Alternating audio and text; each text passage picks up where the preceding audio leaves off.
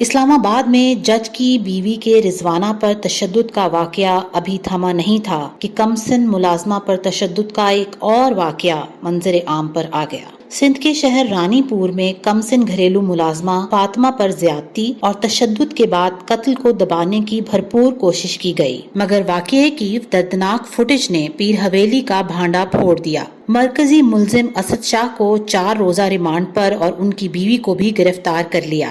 عدالت نے پولیس کو بچی کی قبر کشائی کی اجازت دے دی اور معاملے پر غور نہ کرنے پر رانی پور کے ایس ایچ او کو معطل کر دیا گیا۔ غور طلب بات یہ ہے کہ آج Sindh high court Sukkur bench نے 30,000 کے مچلقوں کے عوض ملزمہ حنا شاہ کی ضمانت کی منظوری دے دی۔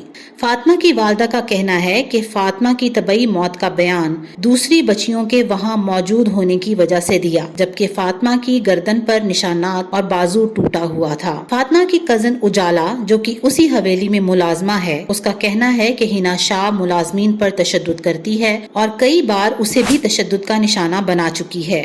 والدین غربت اور افلاس کے ڈر سے اپنے معصوم بچوں کو چند روپوں کے عوض ان درندوں کے حوالے کر دیتے ہیں جو اپنی احساس سے کمتری اور ذاتی رنجشوں کا غیظ و غضب ان پر اتارتے ہیں۔ حیرت اور افسوس کی بات تو یہ ہے کہ والدین ایسے کیسز دیکھتے ہوئے بھی اپنے بچوں کو اسی آگ میں جھونک دیتے ہیں۔ تیزی سے بڑھتے ہوئے اس نوعیت کے واقعات کو روکنے کے لیے ہماری حکومت اور قانون ساز اداروں کو سخت عمل درآمد کرانے کی ضرورت ہے تاکہ بچوں پر بڑھتے ظلم و ستم کے واقعات اور ان سے جڑے عناصر کی جڑیں کاٹی جا سکیں۔